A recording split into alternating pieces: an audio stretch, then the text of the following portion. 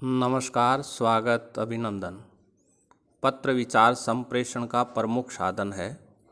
वर्तमान में संचार क्रांति के अत्यधिक प्रचार एवं उपयोग के बावजूद आज भी कार्यालय संबंधी सूचनाओं का आदान प्रदान पत्राचार के माध्यम से ही होता है। अतः स्पष्ट है कि पत्र का महत्व कम नहीं हुआ है। पत्र के माध्यम से व्यक्तिगत विचार, भावनाएं, चिंतन, वार्ता, संवेदना एवं अनुभूति को प्रकट किया जाता है। पत्र औपचारिक एवं अनौपचारिक दो प्रकार के होते हैं। सरकारी कार्यालयों एवं व्यावसायिक संस्थानों द्वारा लिखे जाने वाले पत्र औपचारिक होते हैं। अनौपचारिक पत्र व्यक्तिगत होते हैं। ये आत्मीय जनों को लिखे जाते हैं। निमंत्रण, शुभकामना, शोक संवेदना संबंधी पत्र भी पत्रों की श्रेणी में आते हैं। पत्र लेखन एक कला है। पत्र हर भाषा में लिखे जाते हैं। संस्कृत में भी पत्र लिखने का एक तरीका है। प्राय हर परीक्षा में पत्र अथवा प्रार्थना पत्र के संबंध में प्रश्न पूछे जाते हैं। आजकल परीक्षाओं में दो तरह के प्रश्न पूछे जाते हैं, एक पूरा पत्र लेखन तथा दूसरा संकेत आधारित पत्र लेखन। संकेत आधारित पत्र में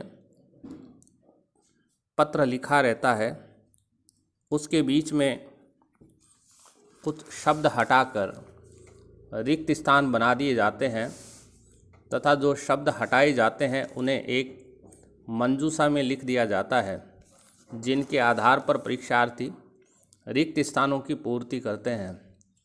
आज इस वीडियो में पत्र लेखन के समय ध्यान रखने वाली मुख्य बातों पर चर्चा करेंगे तथा संकेत आधारित पत्र लेखन की प्रक्रिया को समझेंगे। पत्र लेखन की शैली। पत्र के दाईं ओर पत्र भेजने वाले का पता, स्थान लिखा जाता है।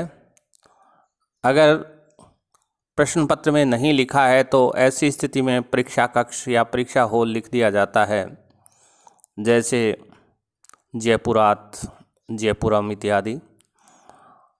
इसके पश्चात दिनांक लिखी जाती है।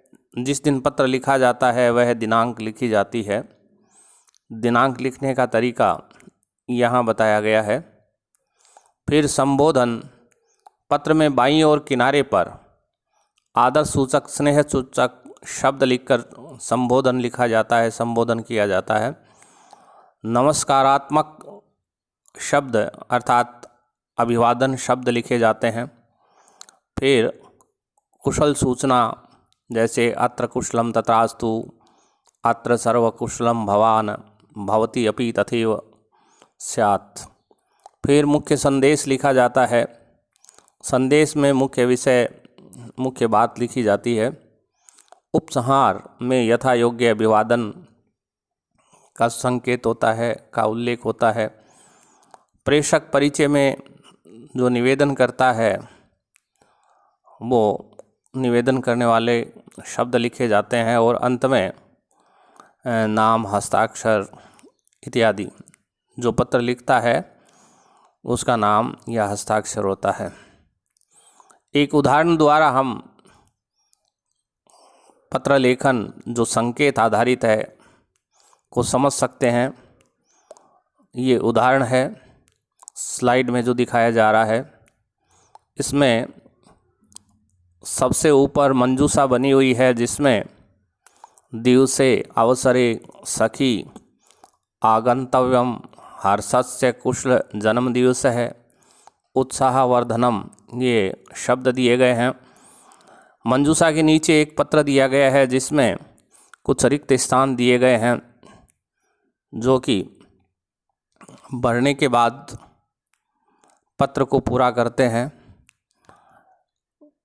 इसमें ये शब्द पहले से ही भर कर के बताए गए हैं। शब्दों से रिक्त स्थानों की पूर्ति करके समझाया गया है। जो बोल्ड शब्द हैं वे मंजूषा से चयनित करके लिखे गए हैं। उदाहरण देखिए, जयपुरतः, इसके बाद दिनांक, फिर है प्रिय सखी अनीता।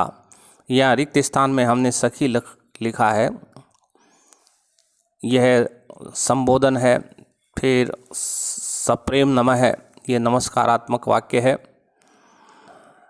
इसके बाद अत्र कुशलम तथास्तु, कुशलम शब्द है, ये कुशलता सूचक शब्द है या कुशलता की सूचना है। अप्रम च अयम अतीव, हर्षस्य विषय है। हर्षस्य यहाँ रिक्त स्थान था, हमने मंजूषा से शब्द का चयन कर यहाँ लिखा है। यत, ये मुख्य भाग चल रहा है, मुख्य संदेश का, पत्र का जो मेन बॉडी है। यत विगत वर्षाणि इव अस्मिन् अपे वर्षे मम जौनम दिवसः अप्रैल मासस्य अष्टमे दिवसे मनयते।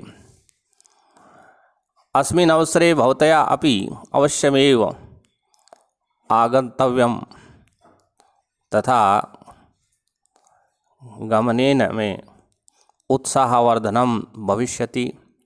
भवतया पित्रो चरणयो प्रणतः अनुजाय स्नेहश्च, ये उपसंहार के रूप में हमने लिखा है।